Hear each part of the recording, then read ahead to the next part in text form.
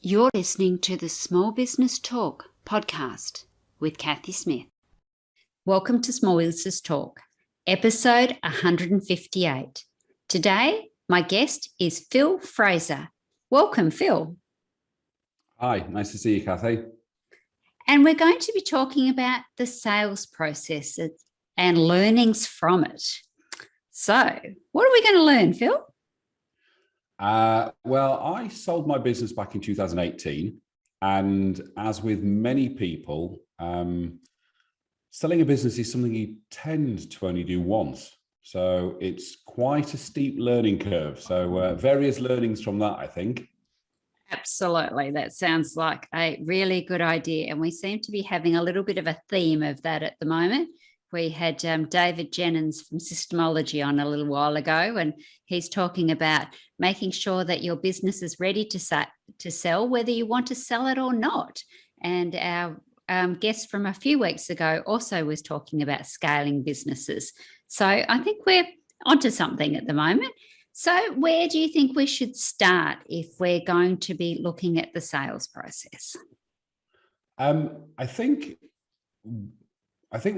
the point you just said actually is absolutely right. You should be ready to sell the business, or the business should be ready for sale at every point in the business journey, even if you don't feel like you want to sell. Just as an aside, I'm now doing some investments in other businesses. You guys call it Shark Tank, we call it Dragon's Den over here, but that type of thing. I'm not on the telly, don't worry, I'm not on the telly. And myself and a couple of other investors have invested in a small business, which is growing, and already they have been approached about a sale or a purchase. Doesn't look like we're going to do it, but this is the point. You have to be ready to sell the business, or the business has to be ready to sell at every point in your journey. Absolutely. And then not only does it become more valuable, but it also frees you up. If you're not that key person dependent and you do have other people that can take over the role, then, like you say, if you've got that opportunity that you need to do a side project or would like to do a side project, you can do that as well. Yeah, and I think, there are a number of lessons I learned, and since selling, I've sort of looked into this a lot. And once you've done it once, you look at how other people do it and other processes. But probably the first lesson to learn as a business owner in terms of preparation for sale is to make yourself redundant from the business.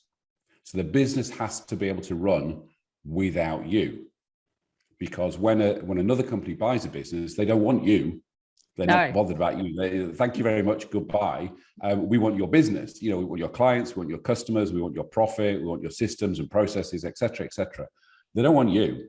So the first thing you have to do is work a system whereby you're not necessary for the business. Now, if you're in startup mode, obviously that's quite difficult to do, and that's inherently impossible. But as you develop as a business, that should be the aim. And the ultimate test, and this was something a business broker told me. He called it the holiday test. Yes. So can you go on vacation for 2 weeks and the business still run itself? And not take your phone. Absolutely. And that doesn't, and sitting by the pool with your laptop and your mobile is cheating. You can't do that. So if the business runs when you're on holiday without too much stress from you, then that's the first stage, or that's the first step in having a business that's ready for sale. Absolutely. And I know lots of people that can't even go away for a few hours or a weekend. So yes, definitely you need to be able to set it up so that it can run without you. And as we say, even if you don't want to sell, that makes life so much easier. Oh, that's fantastic. If you think, anybody who's listening to this or watching this who has their own business, and just sit down for a second and go, wouldn't it be great if your business ran without you doing anything? And you still got paid. Yeah. And you still get paid. You go, yeah, I'll have some of that. So even if you're not selling, it's a great aim. And the next question obviously is, well, how do you do that? Yes. And one of the things I talk to my clients about a lot is delegation. Now, delegation sounds easy, in very simple terms, you give some of your tasks to somebody else to do. Yeah, that's great. I like that. But there's lots and lots of stuff around it. And that's where you start. That's where you start developing this business that runs without you. And, as business owners, we have certain traits. And one of the negative ones, I'd say possibly one of the negative ones, is they don't like letting go. No, absolutely it's my not. business. I'm the best at doing this. I'm not letting nobody else can do this to the level I can do it.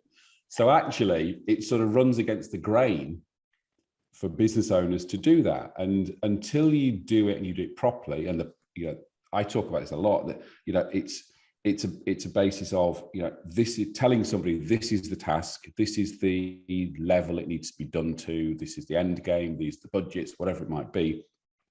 And the bit that people miss is the person you're delegating to, have they been trained to do it? It's yes.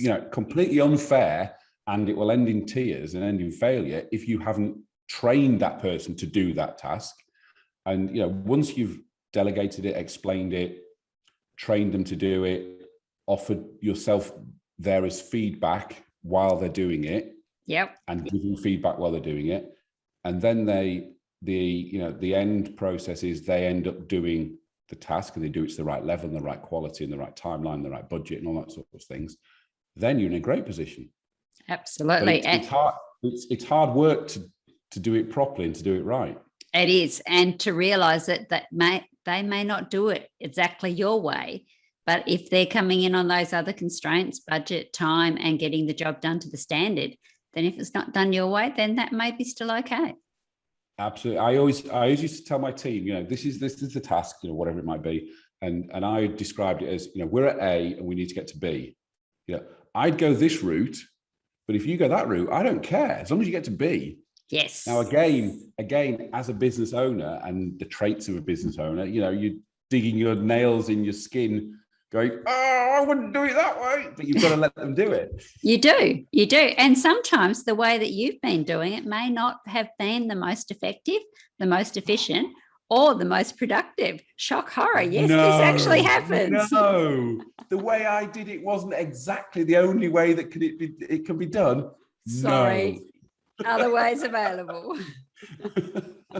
And that's, as I say, it's part of being a business owner. This is the only way it can be done. It's my way. Yes, absolutely. And sometimes we need to realize that is not the case. And for the betterment of the business, sometimes it is better that we don't do some of these tasks. Absolutely. And again, as your business grows and you learn to delegate, one of the things that tends to happen with business owners, and I see this a lot, is when you start a business and you're the only person, you do everything. And as you take on staff and as you delegate, you sort of slice bits, you sort of slice layers off you, and you give tasks to other people, and you end up with the stuff you're left with. Yes. And sometimes that stuff is stuff you shouldn't be doing. Exactly. I ended up, by the time we sold our business, we had, I think it was 12 or 13 staff. Mm-hmm. Quite, decent sized business. And maybe 2 or 3 years out from actually selling, I was the one still ordering, the toilet roll and the coffee and things like that. And the best way to look at it, and sometimes it's things that just get left behind and you end up doing them. And sometimes they're things that as a business owner, you like doing. Yes. You shouldn't be doing them, but you like doing them, so you keep hold of them. The best way to look at it is to look at the task and then say, okay, I pay myself, whatever salary you pay yourself, or an hourly rate or whatever it might be, and then turn it around and go, would I pay somebody else that salary to do that job? Indeed. So let's say you're pick a figure, you're £100,000 a year salary CEO. Yep. And you're ordering the coffee. That's very expensive coffee. It's very, and you're the one, and I was still doing the invoicing, and you think, well, and it's not being disrespectful to other people who are doing tasks at a lower salary grade, but you wouldn't pay a bookkeeper $100,000 a year to do the invoicing. No. So why are you doing it? Exactly. Exactly. In my other business, we do web design, and we're saying that to people all the time, is we're saying you wouldn't pay someone for 3 months to learn how to build a website. You wouldn't pay someone this astronomical amount of money to build a subpar website.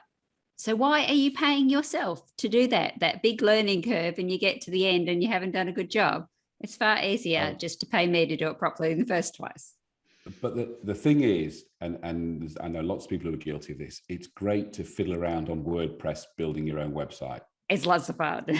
Yes, it's lots of fun, fantastic. But you're a CEO, you aren't a web designer, and your website will be crap.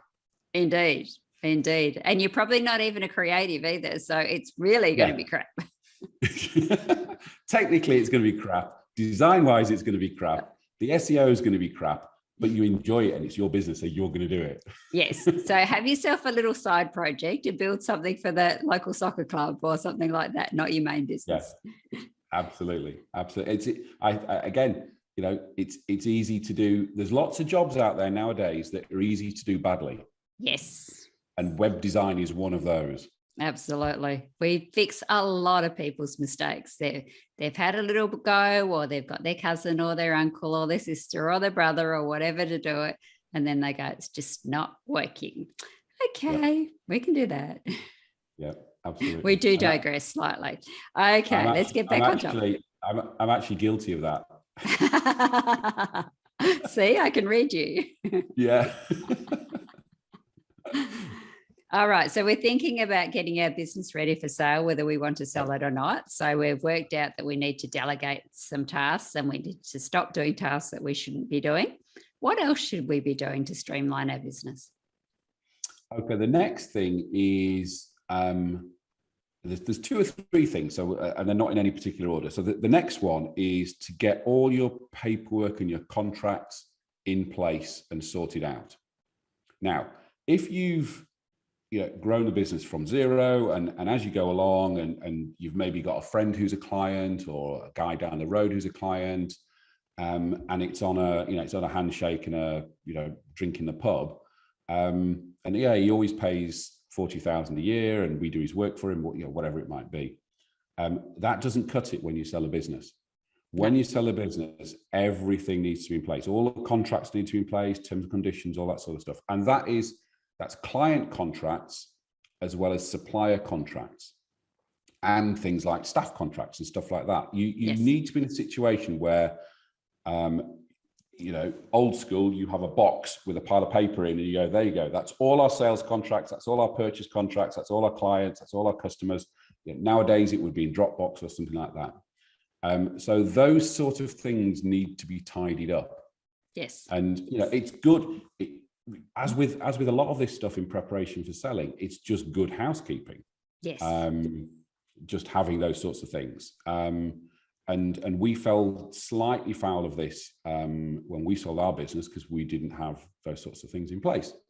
There were some of them were in place and some of them weren't. And and again, staff contracts is a great one. When you start up as a startup, you might agree somebody a salary. You go, this is your salary and this is what you do, whatever it is. You might not have a written contract. And then further down the line, you start bringing in contracts, and then you've got different versions of contracts, and you've got people whose contracts have got terms and conditions in that don't apply anymore. And, the last 18 months has been fantastic in terms of things like work from home and stuff like that. But that's probably not in somebody's contract. No, in a lot of them it wouldn't be. And the business gets sold, and then Dave, who works for you, says to the new owners, oh well, Phil said I could do work from home Monday and Friday, and the new guy goes, well, contract says you're in the office 9 to 5, 5 days a week. And they're only minor things, but it's that doing the grown-up business things, and contracts is one of those things. Absolutely. And especially with the way things have changed. So not only working from home, but they may have been a part-time person, and now that they're working from home, they can do full-time, or they might have been part-time and now they're doing casual, and the original contract they signed may not be relevant to the work that they're doing now. Yeah. And, and again, things like bonuses. are always a bone of contention. It's not in the contract, but she gets $1,000 a month as a bonus, or a year, or whatever it might be.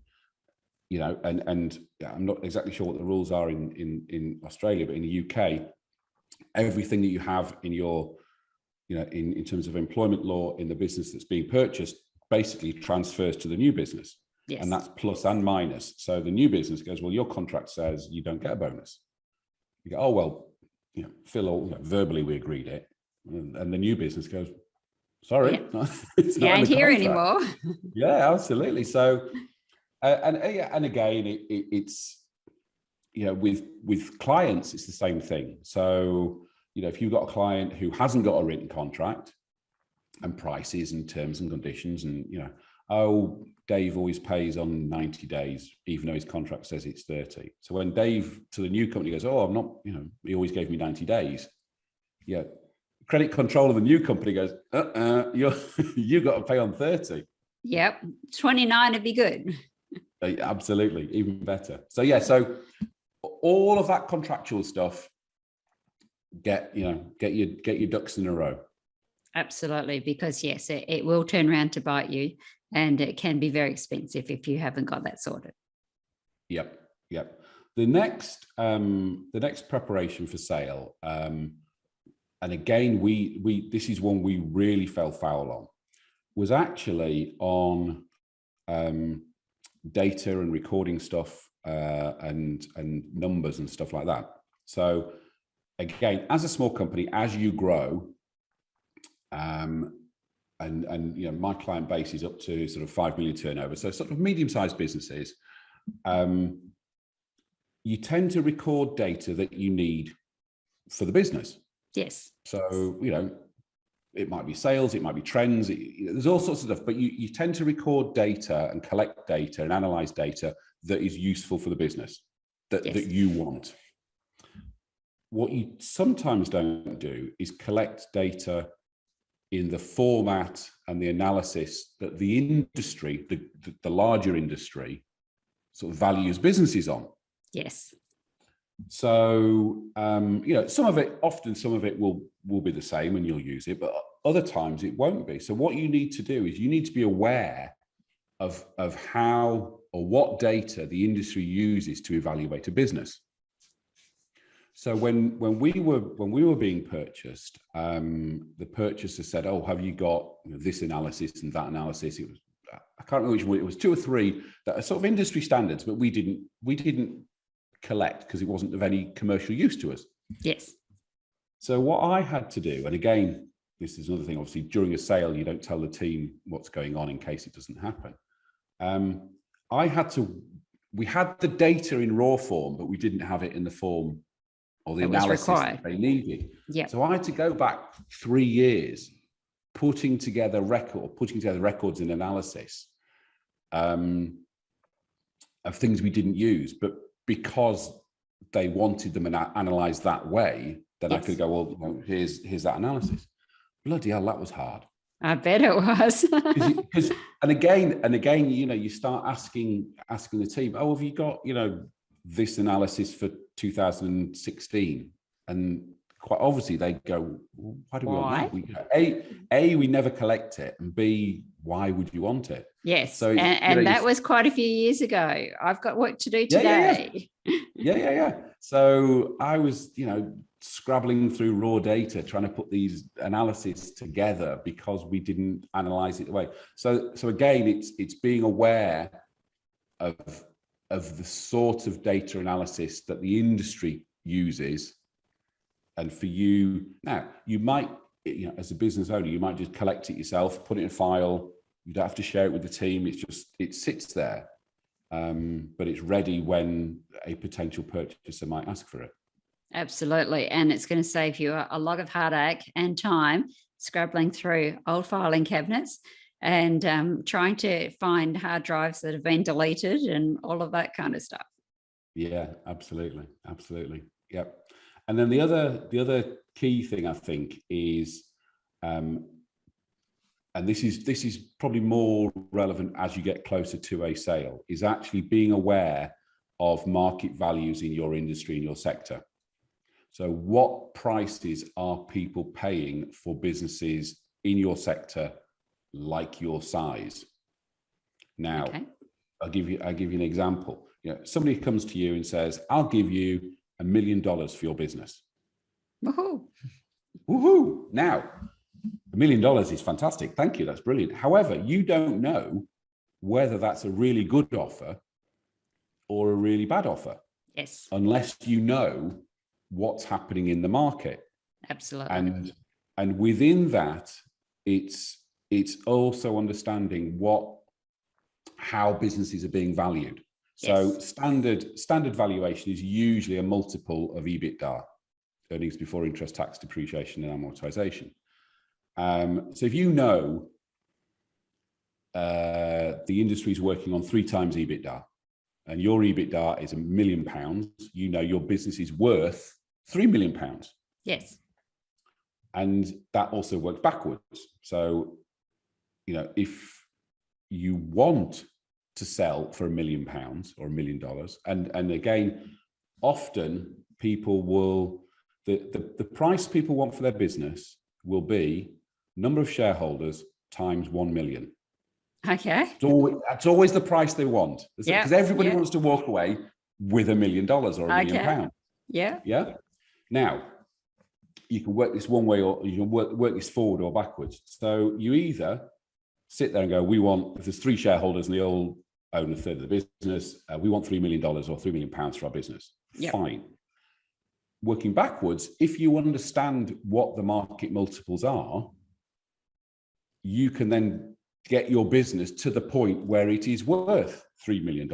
So again, if we're using simple figures, if it's 3 times EBITDA and your EBITDA is $1 million and you all want $1 million, yes, you've got businesses worth 3 million. But if your business is currently on $500,000, you need to double your business to be able to walk away with $1 million each. Yes. So knowing and understanding the market rates, so how businesses in your sector are being valued and what the average price is, then allows you to know if somebody comes with an offer, whether it's a good offer or not. But the other way around is if you're proactively saying, I want to walk away with $1 million, you know what you've got to do to get your business to be the value of what you want when you walk away. Yes, absolutely. And the other thing where people fall foul of is that they don't get paid what they're worth because they're trying to write it down as tax write-offs and that sort of thing. But of course, when they try to sell it, if you're actually not drawing a salary or a wage, then you don't really have a business. Correct. And that goes all the way back to being able to run the business without you. Yes, you want to run a business and make a profit, but you also want to take some money out of it. That's the whole reason for doing it, is it not? To actually give yourself a salary. Yes. And again, this works all the way back to evaluation of the business value. So as a business purchaser, let's say there's 3 shareholders and they all work 9 to 5, 5 days a week. When I look at the business as a purchaser, I go, well, hang on, these guys have got this is 3 full-time jobs that are being paid, whatever, they're being paid 100,000 a year, 50,000 a year, whatever it might be. I've got to replace them. Yes. So actually, that figure comes back off the value of the business. Yes. Often business sellers go, "No, I don't do anything. I don't do anything." And then when you dig into it, they're there, Monday to Friday, they're working at weekends, and in that instance, as a purchaser, you're going to need to replace them, and obviously that's a cost. Yes. And on that will write down the value of the business. Absolutely. So by replacing yourself so you're no longer in that position, then you don't need to be replaced, and that increases the value of the business. Absolutely works. It absolutely works the other way. So if you're running the business but not doing anything and taking out, again, round figures, 100,000 a year, then the purchaser looks at it and goes, fantastic, that 100,000 a year goes straight on the bottom line. Yes. It works the other way. Indeed. So yeah, and then actually, what you will find is there's lots of financial shenanigans about, what gets added back and what's get added on. But one of the things, as you get closer to potentially selling, now you usually wouldn't tell the team or anything like that, but you might tell your accountant, because what you don't want your accountant to do is to be sort of proactively trying to reduce your profit to save on what we call corporation tax. Yep. And you're thinking, oh, great, I've saved £1 on corporate, or $1 on corporation tax. What you don't want to do that, because actually you want to make it more profitable. Now, in the short term, yes, you might have to pay more corporation tax, but actually your business looks more valuable to a potential purchaser. So for every £1 you save on your corporation tax, you're actually losing, taking a multiple of 3, you're losing £3 or $3 on your sale. So, you just have to make sure your financial tactics, shall we call them, are in line with what you're trying to do. Yes, definitely. So what would you say as a timeline for people if they are thinking that they would like to multiply up their business, or they'd like to get ready to sell it? What's a reasonable timeline that they would need to get all their ducks in a row? I would say being realistic and the way things work, I'd say to do it properly and to do it without rushing, I'd say a minimum 6 months to get everything sort of tidied up and all that sort of thing. And again, we haven't mentioned this, but credit control and debt control. What you don't want as a purchaser, you don't want to look at a business and think, well, hang on a minute, they've got $100,000 worth of bills that haven't been paid for 6 months. So how realistic is this that the money's coming in? Because that's a risk to the new purchaser.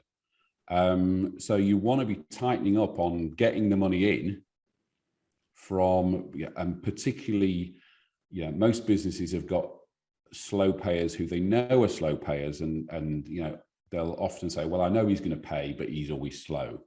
That doesn't look good trying to sell a business. So again, you need to tidy those sort of things up. And one of the best tests, I think, in terms of is your business ready to sell, is to sit down as a business owner and go, okay, what questions would I ask if I was buying a business, and what would I look at, and what would the red lights be? And then turn that back on your own business and go, okay, somebody who's not paid for 6 months, that's a red flag. Yes, absolutely. The company hasn't got a lot of cash in the bank.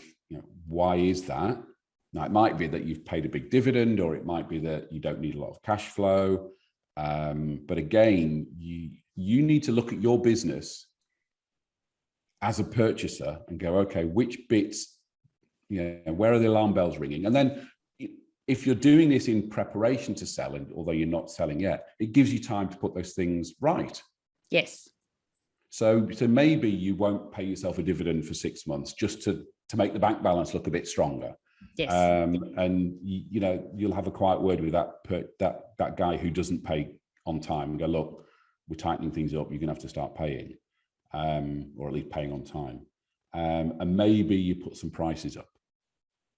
Maybe you stop a product line that is a bit of a loss leader. There's ways and means of polishing your business so that when you take it for sale, and the best example, the best parallel is when you sell your house. Yes. You walk in your house and there's a bit of a scratch on the wall, and that door, it's got a big scratch down the middle, or there's a stain in the middle of the carpet, or the front lawn hasn't been mowed for 6 months. When you live there, it's like, I can't be bothered. It's all when you're good. selling your house, I can't see it. No.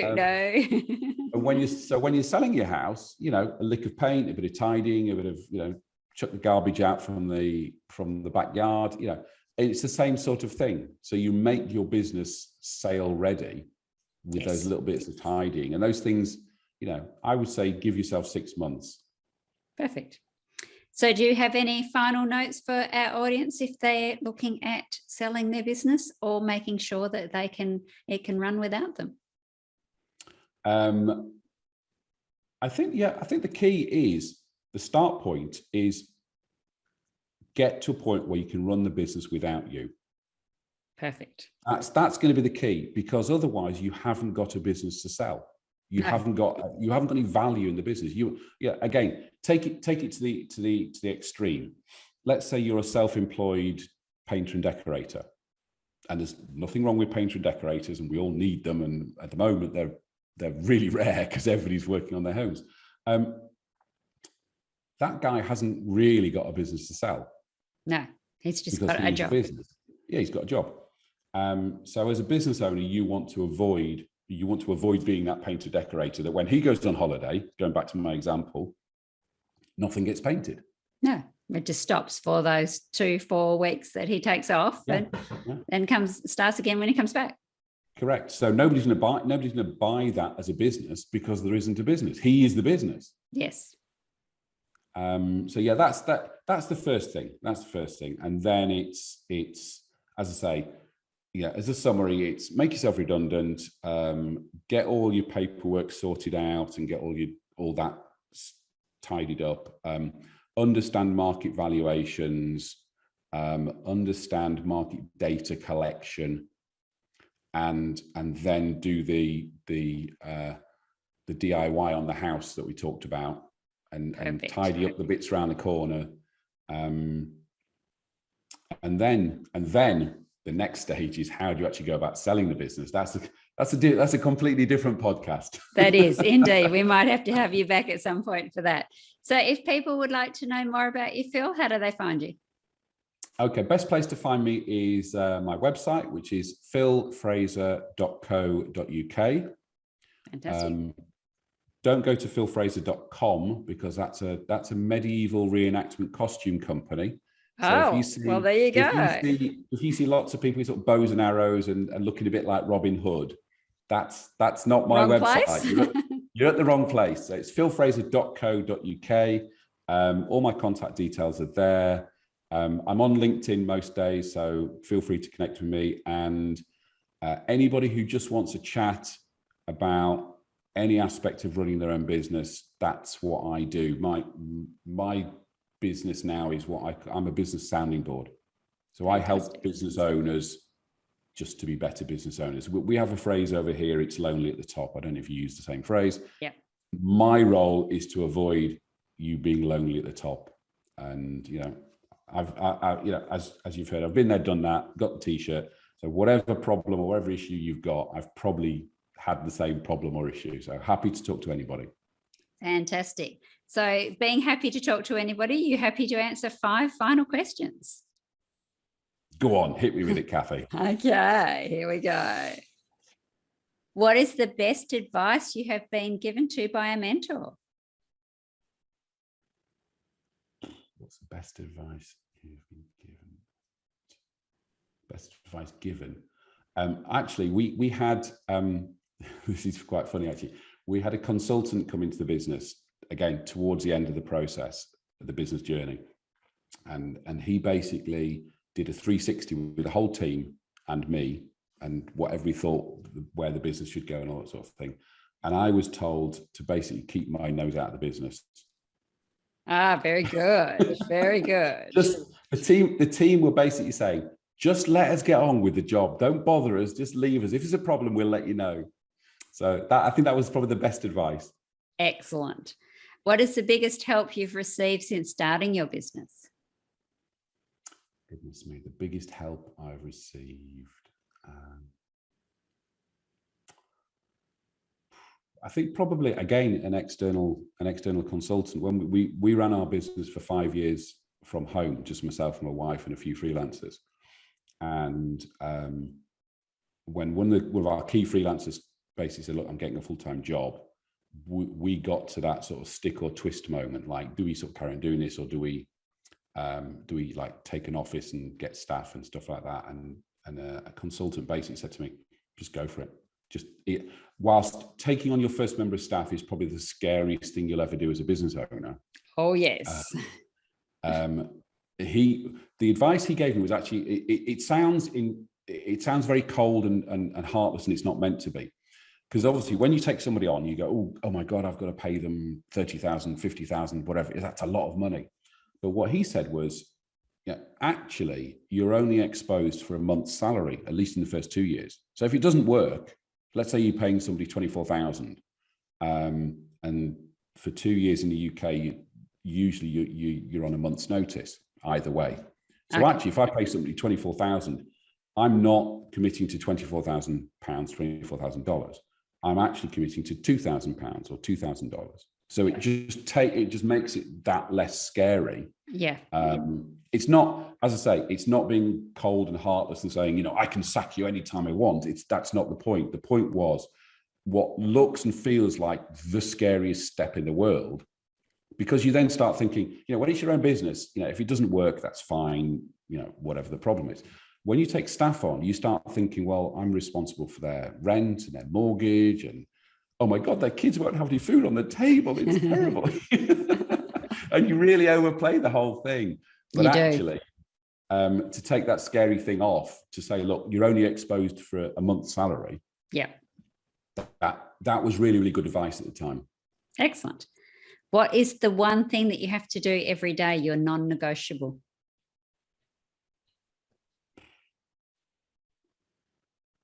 As a business owner or now? Either. Oh,